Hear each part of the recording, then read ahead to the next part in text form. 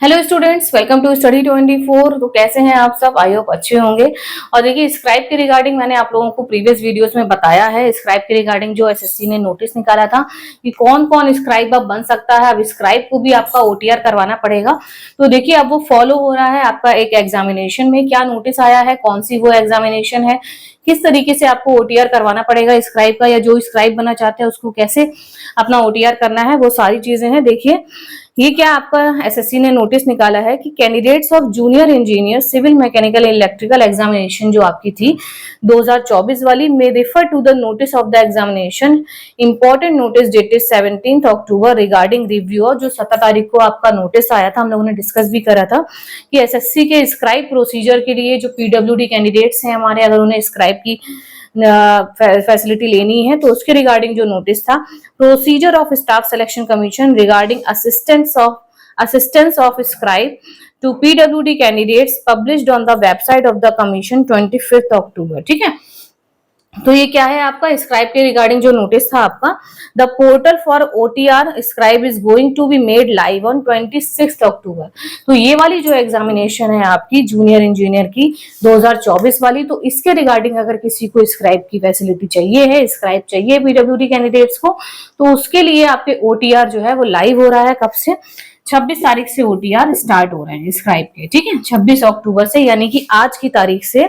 ठीक है, accordingly any person desirous of acting as a scribe to assist a PWD candidate in an examination of the commission including paper 2 of junior engineer civil mechanical electrical examination may register himself herself on the website of the commission and generate the OTR number।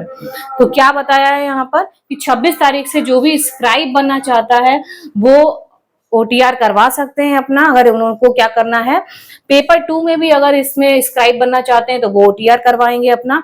चाहे जो PWD के regarding जिनको scribe बनना है वो अपने आप से भी स्क्राइब के लिए अपना ओटीआर करवा सकते हैं। और इसका जो पेपर 2 है उसमें भी स्क्राइब के लिए आपको ओटीआर करवाना पड़ेगा। दोनों में ही स्क्राइब आप बन सकते हैं। When the facility of admission certificate for paper 2 of the aforesaid examination is made live, जब भी पेपर 2 का एडमिट कार्ड आपका आएगा, the PWD candidates who have opted for own scribe in the application form, अगर किसी PWD candidates ने उसमें select किया है कि मैं अपना ही स्क्राइब लेके आऊंगा, ठीक है, form will be required to provide the OTR number, उनको OTR नंबर दिखाना पड़ेगा जो भी वो स्क्राइब लेकर आ रहे हैं। ठीक है, in the application form will be required the OTR number chosen by them to generate their admission certificate and entry pass। फिर आपका स्क्राइब का भी एक एडमिट कार्ड एंट्री पास की तरीके से बनेगा आपका। जब आप ओटीआर करवाएंगे तो वो ओटीआर नंबर प्रॉपर आपको दिखाना पड़ेगा। Detail procedure in this regard mention, जो एसएससी का स्क्राइब नोटिस था उसमें डिटेल इंफॉर्मेशन है आपकी। The provision of notice of examination relating to grant of compensatory time, मतलब एक्स्ट्रा टाइम आपको मिलेगा, and assistance of scribe stand modified in the light of important notice dated number. वही सारी चीजें कि अगर आप ओटीआर नहीं कराते, ये किसके रिगार्डिंग है कि आपको एक्स्ट्रा टाइम मिले। ठीक है, जो 15-20 मिनट एक्स्ट्रा टाइम मिलते हैं स्क्राइब के लिए, तो वो उसके लिए आपको क्या करना पड़ेगा। सबसे पहले तो वो एक डॉक्यूमेंट्स वाली वीडियो हम लोगों ने देखी थी कि कौन कौन से डॉक्यूमेंट्स भी आपको ले जाने हैं। और ये न्यू रूल जो आया है जिसमें आपको ओटीआर करवाना पड़ेगा। अगर खुद भी कोई स्क्राइब बनना चाहता है तो वो अपनी तरफ से भी ओटीआर कर सकते हैं। अगर आप अपना कोई स्क्राइब लेके जाना चाहते हैं तो उसका तो ओटीआर आपको करवाना ही पड़ेगा। ये कौन सी एग्जामिनेशन है? जेई वाली 2024 वाली। अगर पेपर 2 में आपको चाहिए स्क्राइब तो, क्योंकि अब उसका भी एक तरीके से क्या बनेगा, एडमिट कार्ड टाइप आएगा और आपको ओटीआर नंबर दिखाना पड़ेगा, या एंट्री पास टाइप उसका भी बनेगा स्क्राइब का। तो एक न्यू आपका ये रूल आया है, न्यू डिसीजन है एसएससी का। इस पर हम लोग प्रीवियस भी डिस्कस कर चुके हैं।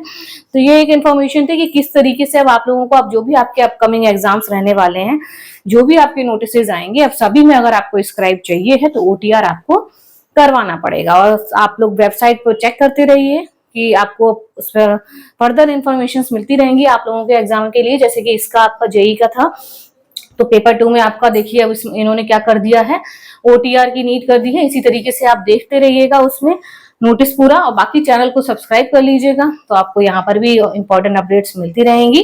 तो मिलते हैं फिर आपको नेक्स्ट वीडियो में। ओटीआर जरूर करवा लीजिएगा, वरना आप स्क्राइब की फैसिलिटी नहीं ले सकते। बाकी टेलीग्राम ग्रुप में ऐड हो जाइएगा, लिंक डिस्क्रिप्शन बॉक्स में मेंशन है। MTS, CGL, CHS, self selection face सभी के टेलीग्राम ग्रुप क्रिएटेड है, उसमें ऐड हो जाइएगा। और अगर आपकी कोई डायरेक्ट क्वेरी रहती है, कॉल पर आपको मुझसे बात करनी है, कोई पर्सनली डाउट पूछना है, तो उसके लिए कॉन्टेक्ट नंबर है, स्कैनर है, 100 रुपीज पे कर दीजिएगा। पेड कंसल्टेंसी रहती है कॉल पर बात करने के लिए। अगर आपको डायरेक्ट कुछ डाउट पूछना है तो मैं पूरा ट्राई करूंगी कि आपका डाउट क्लियर कर पाऊं। और टीचर के साथ साथ मैं अकाउंटेंट भी हूँ, तो आपका कोई वर्क रहता है, ITR, PF, GST, loan, MSME, food licence, कोई भी आपका वर्क रहता है तो आप तो करवा सकते हैं।